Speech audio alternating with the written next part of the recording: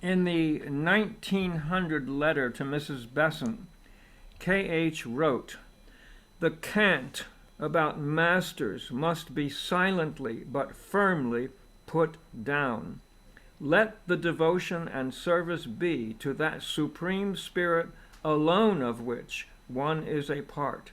Namelessly and silently we work, and the continual references to ourselves and the repetition of our names raises up a confused aura that hinders our work." I think that Mrs. Besant misunderstood what K.H. wanted.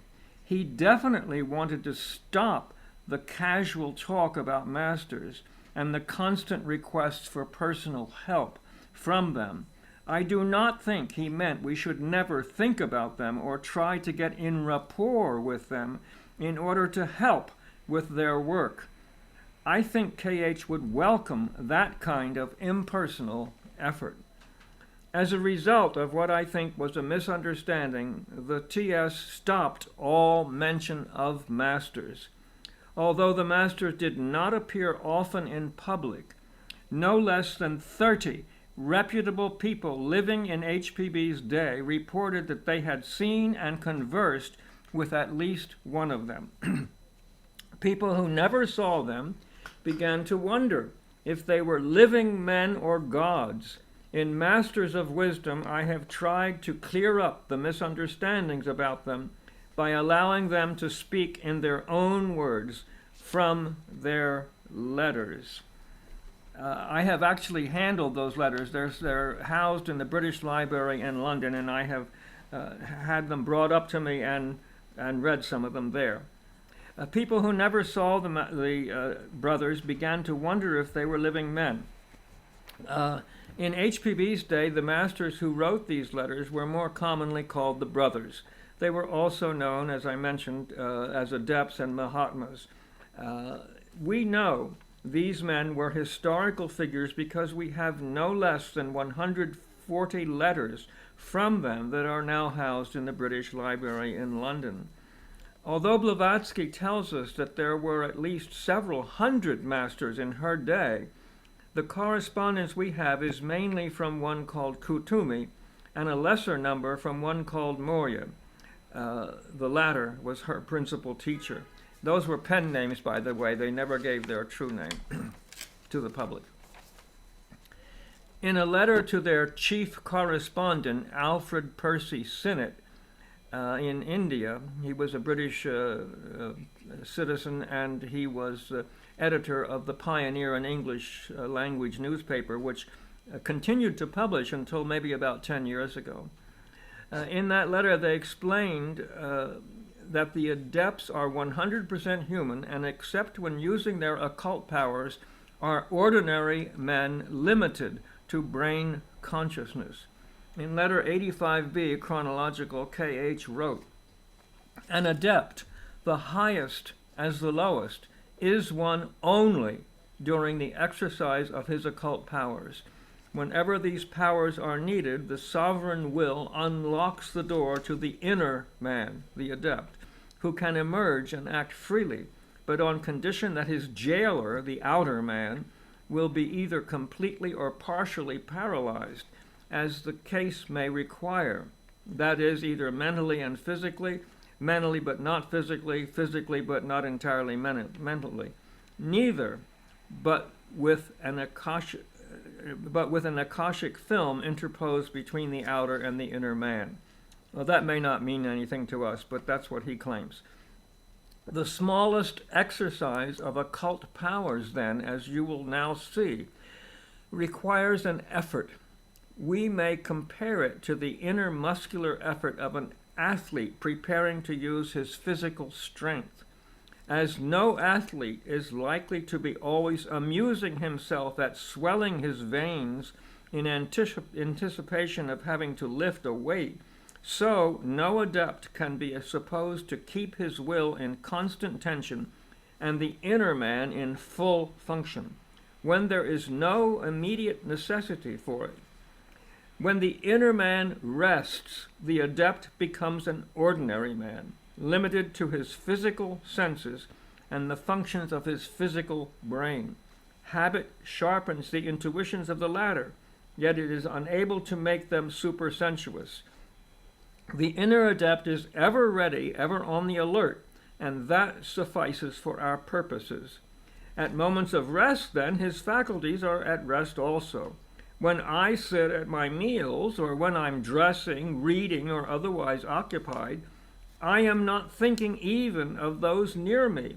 And Joao Kuhl, who was one of his students nearby, can easily break his nose to blood by running in the dark against a beam, as he did the other night, just because instead of throwing a film, he had foolishly paralyzed all his outer senses while talking to and with a distant friend.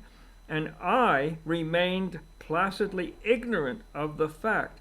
I was not thinking of him, hence my ignorance. Now that implies, of course, that when the adept thinks of somebody, he's aware of what their condition is.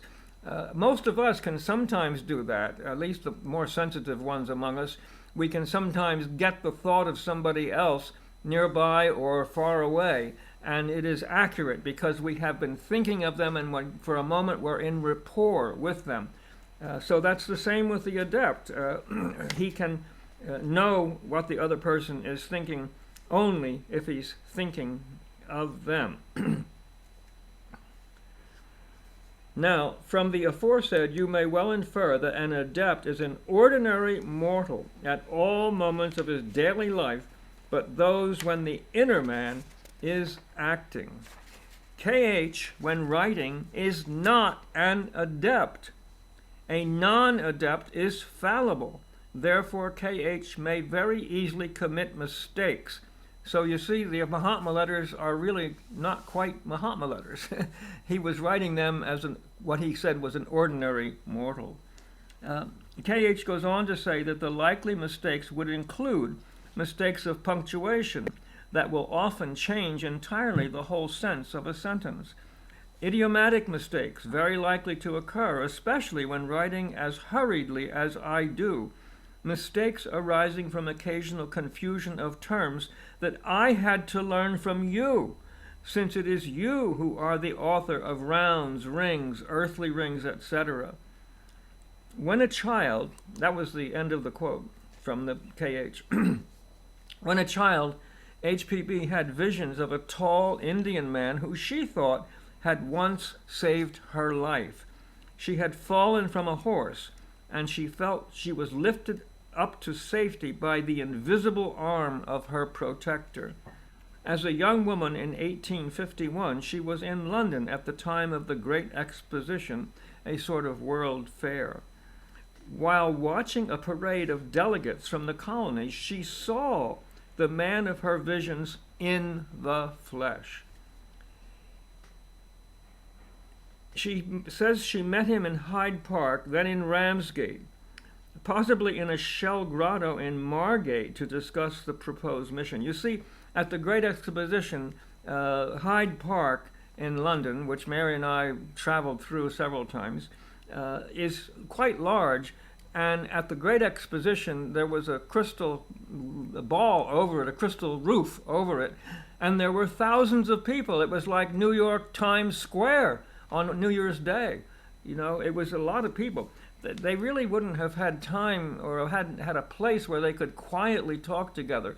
So while she no doubt met Moria there, they probably met, according to Joy Mills, and I agree with Joy, probably met at a suburb of London called Marsgate, and where there was a shell grotto that had been found in the early 1800s, I think, and no one knew who built it. It had symbols in it, something that looked like an altar, but nothing that resembled any known religion today. So Moria says she was selected, when he got to talk with her, as the best available to be their agent. They by no means thought she was perfect. Founding of the Theosophical Society as an organization dedicated to forming a nucleus of the universal brotherhood of humanity. They wanted her to found an organization. They didn't call it the Theosophical Society, and they did not personally found it. They inspired its organization and its founding with Colonel Henry Steele Olcott, an American, and Helena Petrovna Blavatsky, a Russian, who, by the way, was the first Russian woman to become an American citizen. So K.H. wrote, "My brother," meaning Moria, "and I are the only among the brotherhood who have at heart the dissemination, to a limited extent, of our doctrines. None of my fellow brothers, with the exception of Moria, will help me in this work, not even our semi-European Greek brother, the Master Hilarion. With permission from the Brotherhood to begin the experiments, some strict rules were applied. It was stipulated, however, that the experiment should be made independently of our personal management, and there should be no abnormal interference by ourselves." Now, there are many encounters with K.H. and Moria that have been recorded. One of the most striking and moving is when Olcott lived in New York at 47th Street and 8th Avenue, called the Lamasery by the press because of all the Oriental statues and artifacts they had in their apartment. That building, by the way, still exists, and I always show my Theosophical friends when they come here the Lamasery. It's on the corner of 47th, I think, and 8th Avenue, corner building. Anyway, Olcott writes this: "I was quietly reading with all my attention centered on my book. Nothing in the evening's incidents had prepared me for seeing an adept in his astral body. I had not wished for it, tried to conjure it up in my fancy, nor in the least expected it. All at once, as I read with my shoulder a little turned from the door, there came a gleam of something white in the right-hand corner of my right eye. I turned my head, dropped my book in astonishment, and saw, towering above me in his great stature, an Oriental clad in white garments and wearing a headcloth or turban of amber-striped fabric, hand-embroidered in yellow floss silk. Long raven hair hung from under his turban to the shoulders. His black beard, parted vertically on the chin in the Rajput fashion, was twisted up at the ends and carried over the ears. His eyes were alive with soul fire, eyes which were at once benign, and piercing in glance, the eyes of a mentor and a judge, but softened by the love of a father who gazes on a son needing counsel and guidance. He was so grand a man, so imbued with the majesty of moral strength, so luminously spiritual, so evidently above average humanity, that I felt abashed in his presence and bowed my head and bent my knees as one does before a godlike personage. A hand was lightly laid on my head. A sweet though strong voice bade me be seated, and when I raised my eyes, the presence was seated in the other chair beyond the table. He told me he had come at the crisis when I needed him, that my actions had brought me to this point, that it lay with me alone whether he and I should meet often in this life as co-workers for the good of mankind, that a great work was to be done for humanity, and I had the right to share in it if I wished, that a mysterious tie, not now to be explained to me, had drawn my colleague and myself together, a tie which could not be broken, however strained it might be at times. Suddenly the thought came into my mind, what if this be a hallucination? What if HPB has cast a hypnotic glamour over me? I wish I had some tangible object to prove to me he has really been here, something I might handle after he is gone. The master smiled kindly, as if reading my thought. He untwisted the turban from his head, benignly saluted me in farewell and was gone. His chair was empty. I was alone with my emotions. Not quite alone, though, for on the table lay the embroidered headcloth, a tangible and enduring proof that I had not been overlooked or psychically befooled, but had been face to face with one of the elder brothers of humanity, one of the masters of our dull pupil race.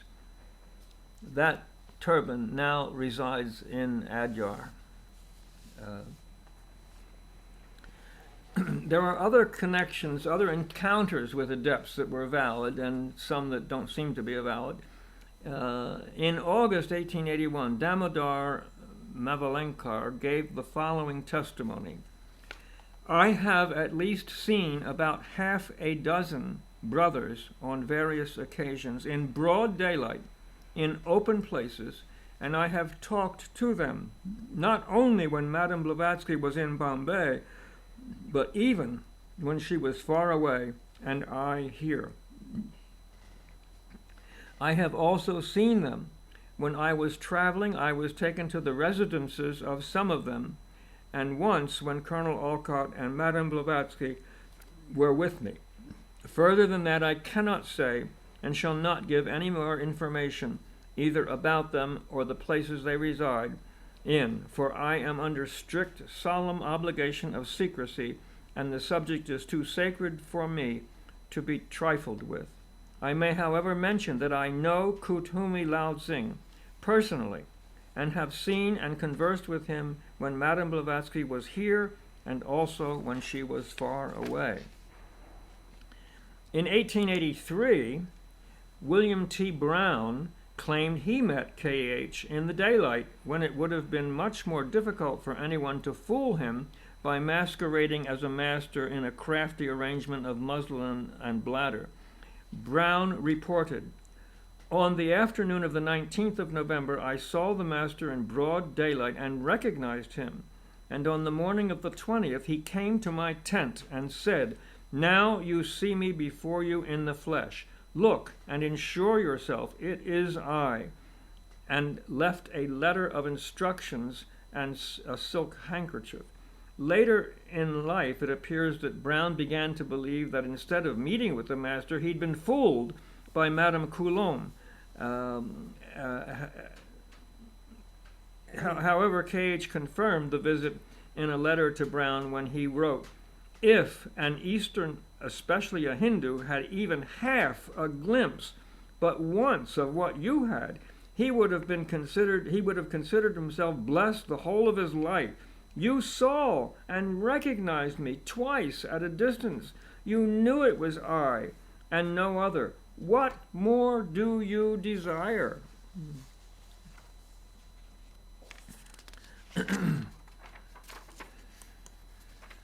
The Coulomb experience, the Coulomb conspiracy, it was a very difficult time for Blavatsky. The Coulombs had asked HPB for a loan, which was declined, and then they were found trying to extort money from a wealthy Indian TS member. Finally, they were expelled from the TS estate, Adyar, and vowed to get back at the TS and HPB. So they claimed that she had written the Mahatma letters. It upset her so much, the master said he couldn't use her for 2 weeks. She was so emotionally upset. She threatened to sue in a court, and Olcott said, if you sue, I will resign, because you will drag the names of the masters in the court. They will not come and testify, and I will resign as president if you do this. So she finally came to her senses and realized it was not a sensible thing to do. Now, what the adepts taught was largely in response to questions by Sinnett. He was very anxious to get in touch with them and wrote a letter that HPB said she would give them, but couldn't guarantee a response. Well, they did respond, but Sinnett was so anxious he wrote a second letter before they answered the first. And this was written by by K.H. Sinnett was a veritable question mark when it came to pushing for occult information. In response to his over-enthusiastic requests, K.H. told him, "The occult science is not one in which secrets can be communicated of a sudden by a written or even verbal communication. If so, all the brothers would have to do would be to publish a handbook for the art, which might be taught in schools as grammar is. It is the common mistake of people that we willingly wrap ourselves and our powers in mystery, that we wish to keep our knowledge to ourselves, and of our own will refuse wantonly and deliberately to communicate it. The truth is that till the neophyte attains to the condition necessary for that degree of illumination to which and for which he is entitled and fitted, most, if not all, of the secrets are incommunicable. The receptivity must be equal to the desire to instruct. The illumination must come from within. Till then, no hocus-pocus of incantations or mummery of appliances, no metaphysical lectures or discussions, no self-imposed penance can give it. All these are but means to an end. All we can do is to direct the use of such means as have been empirically found by the experience of ages to conduce to the required object. And this was and has been no secret for thousands of years. Fasting, meditation, chastity of thought, word and deed, silence for certain periods of time to communicate with nature herself, to speak to him who comes to her for information, government of the animal passions and impulses, utter unselfishness of intention, the use of certain incense and fumigations for physiological purposes, have been published as the means since the days of Plato and Iamblichus in the West, and since the far earlier times of our Indian rishis. Now the adepts had a fair amount to say about death and rebirth, which does not fit the thought of many people. The near-death experiences have provided some evidence that consciousness may exist outside of the body. The most convincing of these is reports that the clinically dead person traveled to another place, reported on what was there, and had it verified later. The materialists who think it's all in the brain, I would like them to tell me how that brain got out of that head and traveled someplace and then came back in the head. I mean, it's just absurd. The other experiences, NDE experiences, may be explained by processes in the dying brain. I don't think so, but that's a possibility. But this idea of getting out of the body and traveling someplace, reporting on what was seen, and then having it verified, cannot be explained by the materialist. So the masters tell us that everyone gets a life review at death. K.H. wrote, "No man dies insane or unconscious, as some physiologists assert. Even a madman or one in a fit of delirium tremors will have his instant of perfect lucidity at the moment of death, though unable to say so to those present.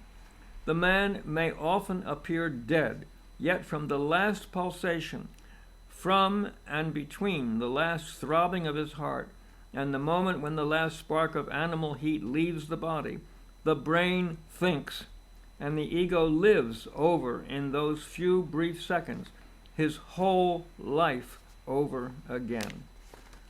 HPB in the Key of Theosophy says, "For one short instant, the personal becomes one with the individual and all-knowing ego. But this instant is enough to show to him the whole chain of causes which have been at work during his life. He sees now, understands himself as he is, unadorned by flattery or self-deception. He reads his life, remaining as a spectator, looking down into the arena he is quitting. He feels and knows the justice of all the suffering that has overtaken him." Now, the individual may appear to loved ones shortly after the time of death. There is also what's the adept called a gestation period, and Dora calls a reorganization of the aura. Dora said that the individual who dies shortly after death slips into a deep sleep state, without dreams, and wakes up about 3 or so days after death, and the aura is reorganized. I don't know exactly how, but that's how she claimed she could tell whether a person on the other side was alive or just out of the body and not dead at all. So they appear to loved ones. Everybody in the Theosophical movement agrees to that. The shell and the grain of truth in transmigration is this. It is said that the mediums who tried to get in touch with the person who's died, they don't really get in touch with the true individual. They get in touch with the leftovers, you might say, the psychological remains of the person, and that's been called a shell.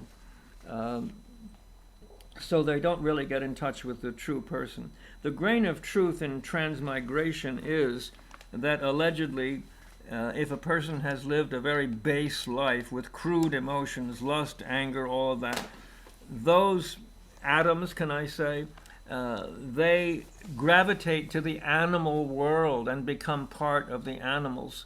But the real person does not reincarnate as an animal. I had a girlfriend long before I met, well, about the time I met Mary, actually. And she lived in an apartment in the West Village called Greenwich Village by non-New Yorkers. And she had an apartment in a brownstone, you know, a 3 or 4 story brownstone. Well, if somebody had roaches in the building, everybody had roaches in the building. So she would get a lot of roaches, and she'd set off a bomb, and she'd come and stay with me for the weekend and then go back, and things were fine for another month. And I went into her apartment one time, and she said, I was just listening to a Hindu on the radio, and he said if you had been evil in a life, you could come back as an insect. She said, I looked around and thought, good God, I'm living in a penal colony.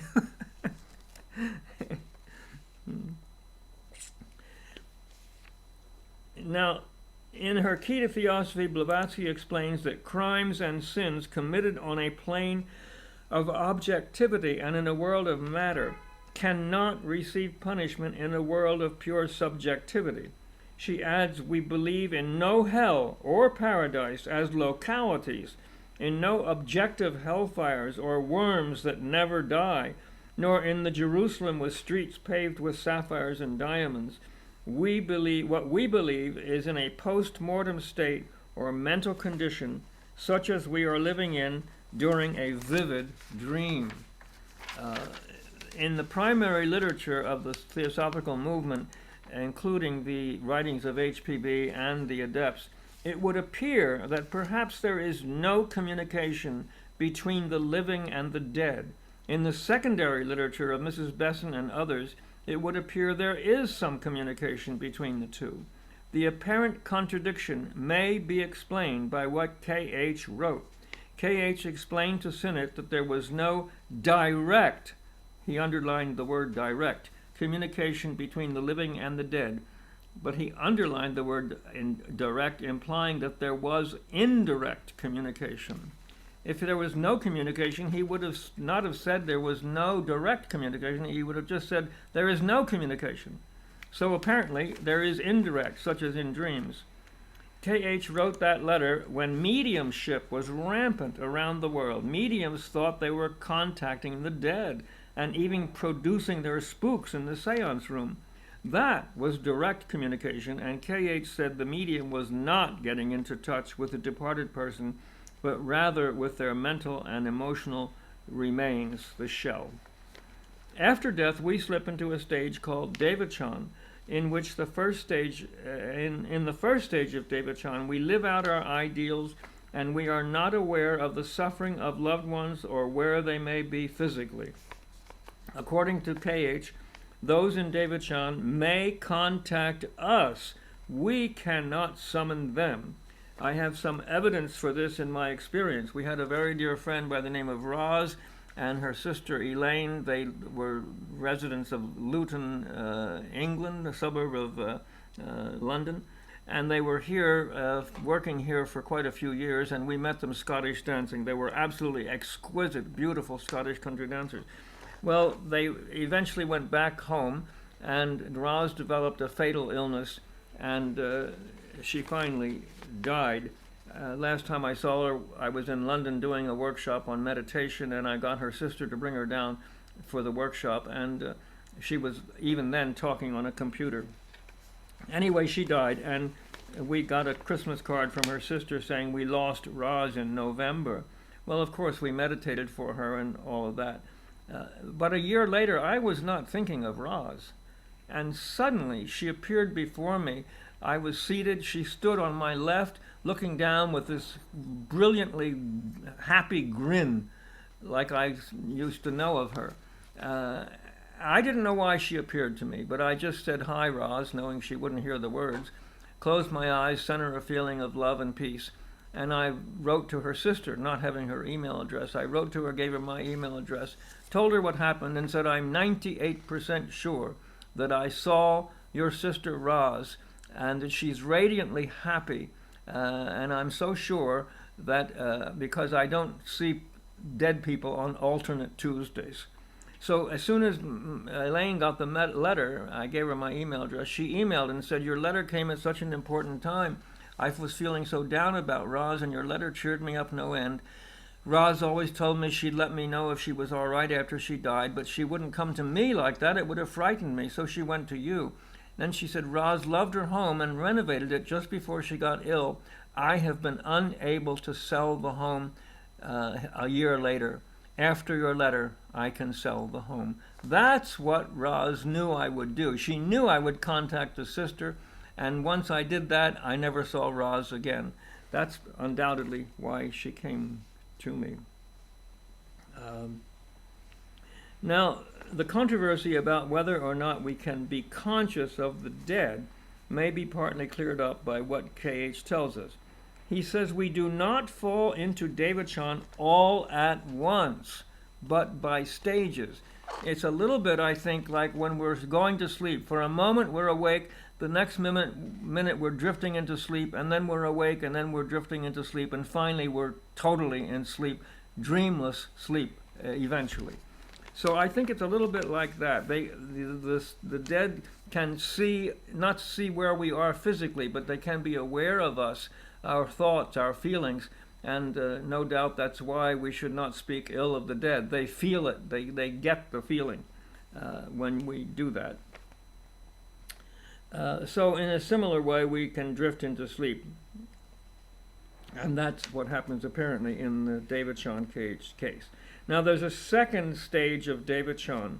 As all the ideals have been exhausted, the personal self begins to fade away and finally dies. It's a second death. That death, however, has little resemblance to the physical death that is often preceded by pain and fear. It is more like going to sleep. When that second death occurs, our inner self enters the final stage of devachan, the Arupa or formless stage. It is there that we live in a state of spiritual bliss from a few to a few thousand years, depending on the karma we have created during our stay in the world of causes, the physical world. So I didn't contact Roz. You see, I wouldn't have been able to do that with her in devachan. She contacted me.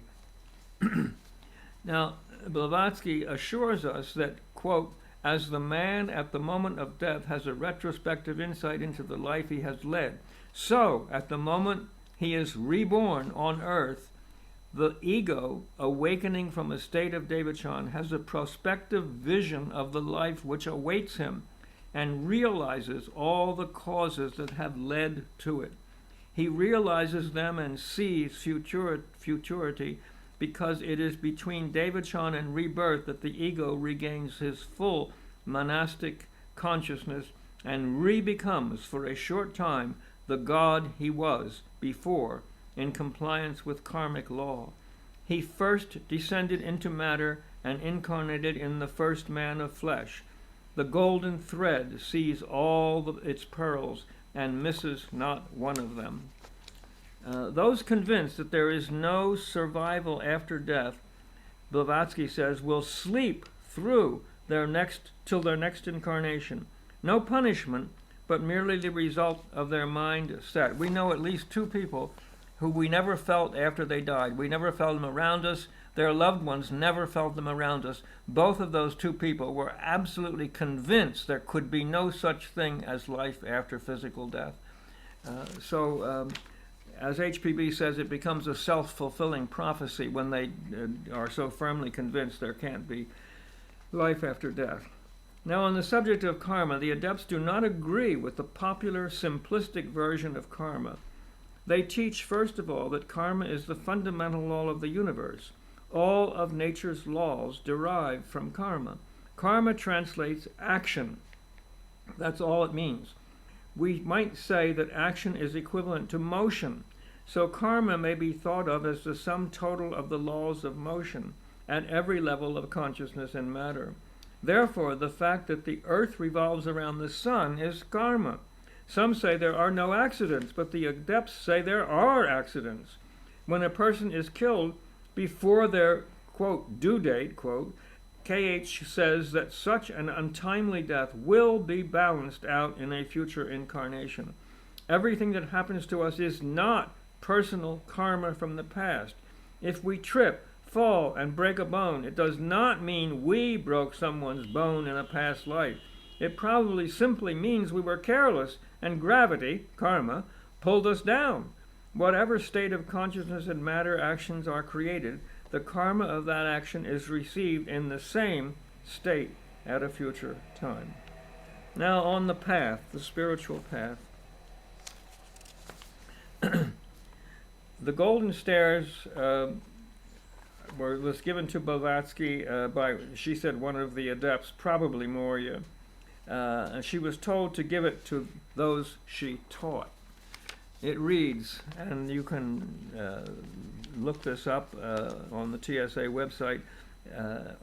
Also, I've done a talk on it, which I can send probably if anyone wants it.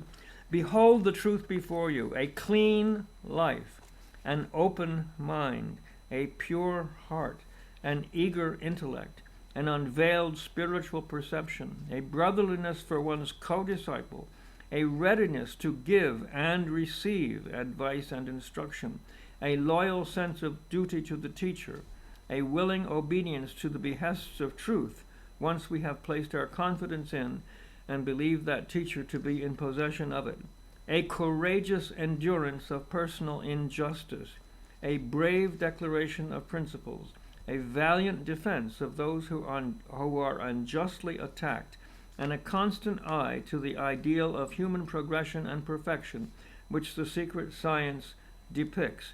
These are the golden stairs up the steps of which the learner may climb to the temple of divine wisdom. Briefly, that's the life to be led if we are to tread the path to adeptship. Now, I thought you put that slide in here about... Okay, there's a quote from the Mahatma letters to A.P. Sinnett. I think it was K.H. who wrote it. It is upon the serene and placid surfaces of the unruffled mind that the visions gathered from the invisible find a representation in the visible world. From the Buddha. Oh, and then the Buddha said, a mind unruffled by the vagrancies of fortune, from sorrow freed, from defilements cleansed, from fear liberated. This is the greatest blessing. The adepts considered the Buddha the first of our humanity to achieve enlightenment, and they have great reverence for him. A human being, of course. Now,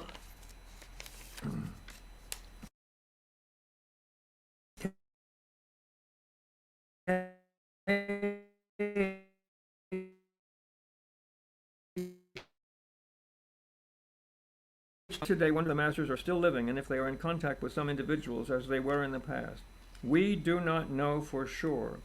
But we must remember that the adept is not the physical body. The adept or master is the fully developed inner self. The adept is one who at will can identify with and function from a state of consciousness called buddhi, buddhimanas, the true inner self. The adept, not being the body, is neither male nor female and can incarnate in either a male or a female body. Probably, and this is my guess, the reason they usually take a male body is that up until very recently, and even now, who would listen to a woman? They wouldn't. They wouldn't believe a woman could bring any wisdom, so they wouldn't pay any attention. And secondly, if they incarnated in a female body, they'd have to deal with the menses. So I think that may be the reason they don't usually incarnate in a female body, but they have been known to do so. Now,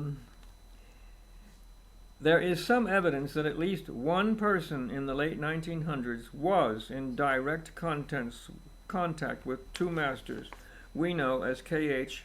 and Moria. It was Dora Kuntz, past president of the Theosophical Society in America. As Dora's friend for almost 40 years, I'd like to say a little about what I knew of her, and then to read a short portion of a talk she gave in Philadelphia in 1955. In some ways, Dora was similar to HPB. When some members complained about the difficult personality of HPB, KH responded she could not help it because they had to remove one of her principles. He added, she is a psychological cripple. Dora was like that. She could be a spiritual giant, and she could be a difficult character. As many of you know, KH once wrote, we have one word for all aspirants, try. When Dora was president of the Theosophical Society in America, she lived in the main building on the Alcott campus. One night, a member was walking by her door in the wee hours of the morning, and she heard Dora, being alone, saying, I am trying, I am trying. Dora was in her room alone. Could it be she was speaking with one of the adepts? I'd like to close by reading a portion of Dora's talk on the masters. In it, she describes the facial expressions of the masters, something that is in no theosophical literature, and something she would never have done had she not seen them. Dora knew the theosophical literature well, yet when she gave a talk, she would always say, I am not speaking from the books, I am speaking from my own experience. In her talk on the masters in 1955, Dora described the masters in her own words from her own experience.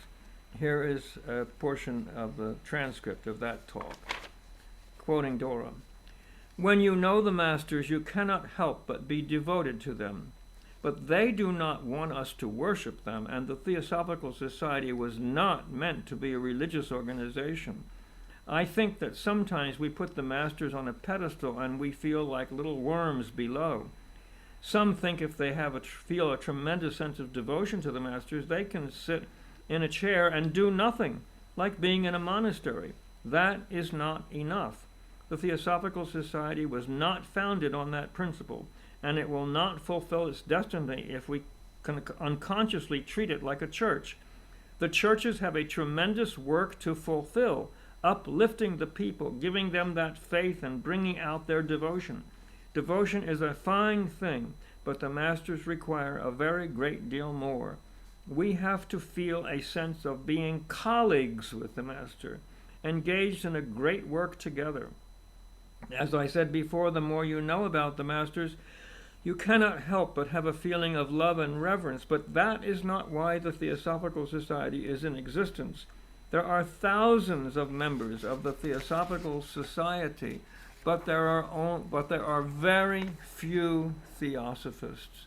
It is very easy to sign a piece of paper and say you want to join the Theosophical Society and that you believe in brotherhood, but brotherhood is something that we should live instead of talking about. The Theosophical Society is the testing ground for brotherhood. It is the place to let ourselves grow, to let ourselves understand that we are not to be dogmatic, to let ourselves learn to get along with one another, whether we like one another or not. You must be willing to have a difference of opinion. You must be willing to stand the acid test, even if you are called names It is you who are being tested.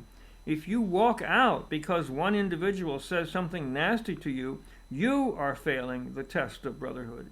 How can I try to convey something of the experiencing of the masters? I shall try to give a brief description of what I think are some of the characteristics of the two masters we always talk about, the Master K.H. and the Master Morya. As I said previously, there has never been a time in my life when the masters have not been real to me, and I shall try to describe them from my point of view. Master Morya was the master of HPB. If you read the Mahatma letters, you will get some sense of his personality. As you know, he is an Indian. He is very tall and comes from a very princely family. I think if you are in his presence, you have the sense that you are in the presence of someone who is every inch a king. That feeling really is true because he gives a sense of absolute integrity. That may sound like a strange word to use. What is meant by absolute integrity? All of us have masks. All of us think in terms of little things that are not true. If you are in the Master's presence, for the moment, all of that gets wiped out. All of the little things which are not really true, which are not part of what we see as ourselves, are wiped out. If you are in his presence, you meet a person who is so absolutely in the center of his being, who is so absolutely true that you yourself get a sense of being thrown back into the absolute center of yourself. You get a sense even of the greatness and integrity of yourself. In his presence, you could not think of something childish or mean. Of course, there is also a tremendous sense of strength, and of a strength which enables you to carry something through to the end which you have started. It is a strength that has no ending. In the Master's letter, you will notice he is very economical with words. There is also a complete economy in emotion, in movement, and in everything, even in his looks. He has a tremendously noble face, but whatever he feels is not reflected in it. It is a steady face. The facial muscles change very little because it is the face of a person who is completely at one with himself and who is cast in a solid granite mold of unity, integrity, and strength. I think that is a brief personification of the Master Morya. The Master K.H. is totally different in many respects. Their two personalities could not be more different, yet they have a sense of tremendous devotion to one another, as you will notice in the letters. They have been colleagues for so many lives. It is really a beautiful thing to notice how they work together. The Master K.H. is tall, but not as tall as the Master Morya. He has a very noble face. Whatever he feels shows. Pictures could never do him justice because his expressions varies from moment to moment. He writes beautiful English in the Mahatma letters. He has a great feeling for music and the arts. I think that what the Master K.H. conveys is the feeling of love. You may think that if you were in the Master's presence that you would feel very small and shy. Perhaps the Master Morya would give you that feeling a little, but not the Master K.H. You would have a sense of expanding consciousness, just as you would with the Master Morya. But the Master K.H. has the great gift of making a person feel as though you had known him all your life. Don't you think that's a great gift of love? He is a person who is so much a personification of love that it draws from me all the love I am capable of. And so it draws from any person who comes into contact with him. A sense of outgoing love. A sense of outgoing love is finally a sense of being yourself, a perfect being. Now, many want to get in touch with the Masters, but they say they do not respond to personal requests for meetings, either physically or out-of-body meetings. The Masters say they are only interested in working with people who are motivated to help them in their work for humanity. In one letter, K.H. says that anyone actively doing their best for humanity is automatically in the sphere of their influence. From my own experience, I can say that can be done. Some years ago, I gave a week program on the Mahatma letters at our national headquarters. I left the last day for questions and comments. I asked the group to bring questions and or write them down on a paper without names, and we would discuss them. The last day arrived. I asked if there were any questions. There were none. I asked for written questions. There were none. I had over an hour with nothing prepared. I got quiet, and I said what I wanted to say about the masters. I was so inspired, I felt as though I were a witness to what I was saying. Years later, I told Dora Kuntz about that experience. Dora would never listen to what she thought was nonsense. She might literally call you an idiot and walk away. As I spoke about the incident, she smiled and quietly shook her head in the affirmative.